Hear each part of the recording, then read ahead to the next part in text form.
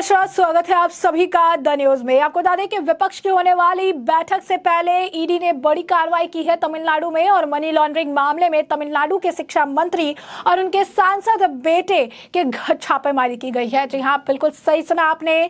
तो ईडी ने money laundering के मामले में जो है प्रमुख नेता और तमिलनाडु के उच्च शिक्षा मंत्री पोनमुदी और उनके सांसद बेटे गौतम सिगामणि के परिसरों पर छापेमारी की है। आधिकारिक सूत्रों ने बताया कि राज्य की राजधानी चेन्नई और विलुपुरम में पिता पुत्र के परिसरों पर छापेमारी की जा रही है।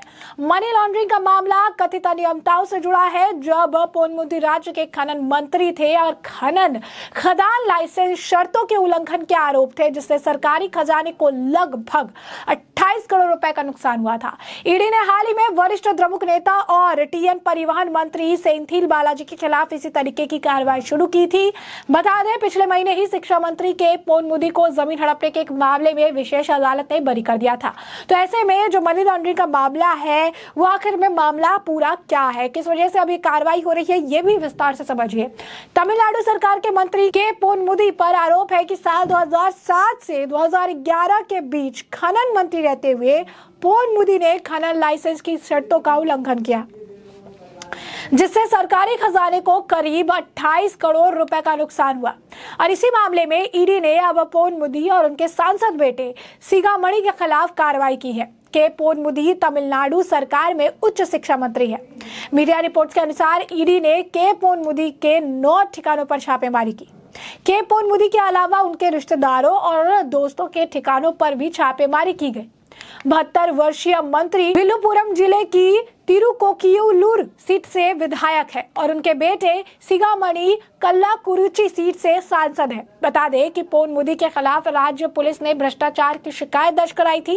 इसके खिलाफ मंत्री ने मद्रास हाईकोर्ट का रुख किया था, लेकिन मद्रास हाईकोर्ट ने कार्रवाई पर रोक लगाने से इनकार कर दिया था। मंत्री का आरोप है कि उनके अपने बेटे और परिवार के अन्य सदस्यों के लिए खनन लाइसेंस प्राप्त किए, साथ ही लाइसेंस धारकों को तय सीमा से अधिक खनन करने की भी अनुमति दी। वहीं डीएमके ने ईडी की कार्रवाई को राजनीति से प्रेरित बताया और कहा कि वह इससे डरने वाले नहीं है। वहीं आपको बता दें कि तमिलनाडु के मुख्यमंत्री और डीएमके मुखिया एमके स्टालिन ने उनकी सरकार के मंत्री के खिलाफ ईडी की कार्रवाई को ड्रामा करार दिया है। उन्होंने कहा कि हाल ही में पोनमुदी के खिलाफ 2 मामले खारिज हुए, वह इस मामले का भी कानूनी रूप से सामना करेंगे। विपक्षी बैठक के खिलाफ यह छापेमारी बांटने की रणनीति है। राज्यपाल पहले से भी चुनावी प्रोपेगेंडा कर रहे हैं और अब ईडी भी ऐसा कर रही है। यह हमारे लिए काम आसान कर रहे हैं, यह भाजपा द्वारा किया जा रहा है।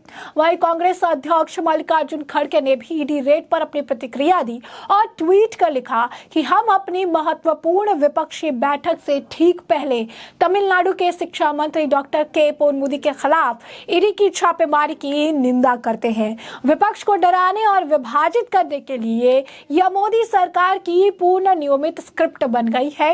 हैरानी की बात यह है कि बीजेपी को अचानक वैचारिक रूप से विरोधी पार्टियों का गठबंधन बनाने की जरूरत महसूस हुई है। सभी समान विचारधारा वाले दल मोदी सरकार की प्रतिशोध की राजनीति के खिलाफ एकजुट है और लोकतंत्र को कुचलने की कायरतापूर्ण रणनीति से नहीं डरेंगे। वहीं दिल्ली के मुख्यमंत्री अरविंद केजरीवाल ने भी अपनी प्रतिक्रिया दी है और लिखा कि हम अब तमिलनाडु के शिक्षा मंत्री पर ईडी के छापे की कड़ी निंदा करते हैं।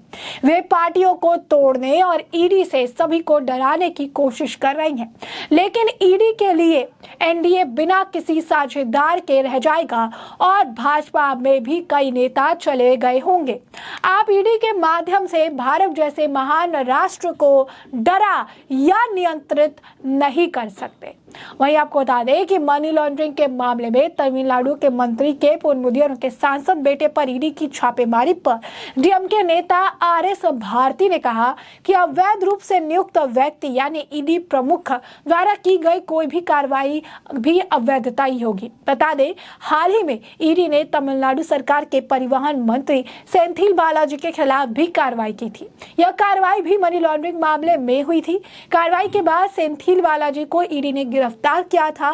बालाजी फिलहाल ईडी की हिरासत में है।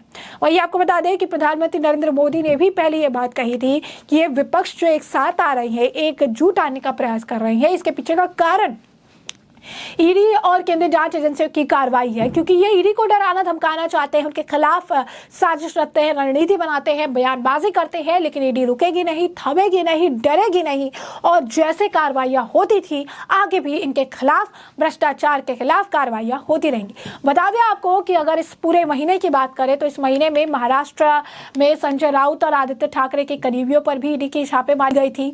संजय राउत के करीबी उद्योगपति सुजीत पाटकर के ठिकानों पर धन संशोधन के मामले में छापेमारी की थी, ईडी ने कार्रवाई की थी। वहीं रांची में कांग्रेस के विधायक प्रदीप यादव के 16 ठिकानों पर ईडी ने छापा मारा था।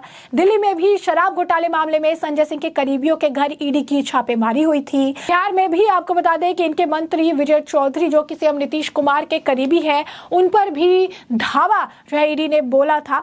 और इसी तरीके से बंगाल में भी कार्रवाइयां देखने के लिए मिली थी। तो स्पष्ट तौर पर अगर आप देखेंगे तो बैक टू बैक ईडी की कार्रवाई हुई है, भ्रष्टाचार के मामले सामने आए हैं। तमिलनाडु में तो आप देखिए 2 बड़े मंत्रियों के नाम सामने आ गए, पहले साथिल और अब एक और नाम जो है निकलकर सामने आ गया है शिक्षा मंत्री का, जिनके ऊपर भी मनी लॉन्ड्रिंग से जुड़े मामले को लेकर कार्रवाई की है।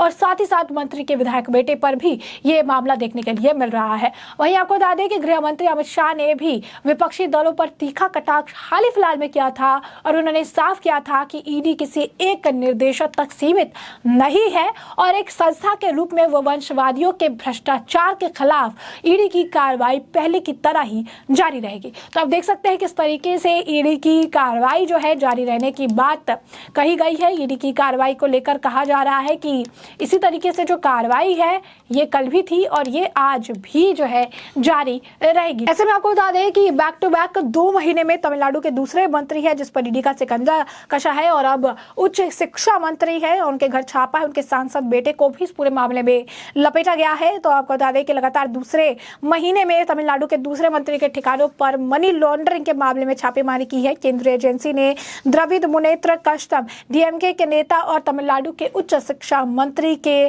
पोन मुदी तथा उनके सांसद बेटे गौतम सिंगमणि के परिसरों पर यह छापेमारी की है। आधिकारिक सूत्रों ने यह जानकारी दी है। सूत्रों ने बताया है कि राजधानी चेन्नई के अलावा विलुपुरम में के पोन मुदी और सिंगमणि से जुड़े परिसरों पर भी तलाशी ली जा रही है। धन संशोधन से जुड़ा मामला है। 2007 और 2011 में जो इन्होंने अनियमितताएं बरती थी, उस वक्त एक खनन मंत्री थे और ऐसे में उस वक्त किए हुए मामले पर ही अब जो है कार्रवाई देखने के लिए मिल रही है। उनके ऊपर लाइसेंस के शर्तों का उल्लंघन करने का आरोप है, जिस सरकारी खजाने में तकरीबन 28 करोड़ रुपए का नुकसान जो है झेलना पड़ा था। ईडी ने पिछले महीने यानी जून में ही वरिष्ठ द्रमुक नेता और तमिलनाडु के परिवहन मंत्री सांतिल बालाजी के खिलाफ इसी तरीके की कार्रवाई की थी और उसके बाद उन्हें गिरफ्तार भी किया गया था और अब वो ईडी की हिरासत में अभी तक है। और वही उसके बाद तमिलनाडु में ये दूसरी बड़ी कार्रवाई देखने के लिए मिली है।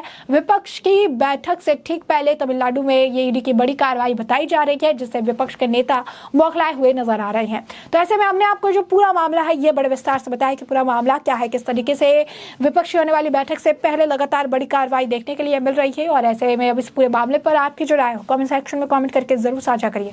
धन्यवाद।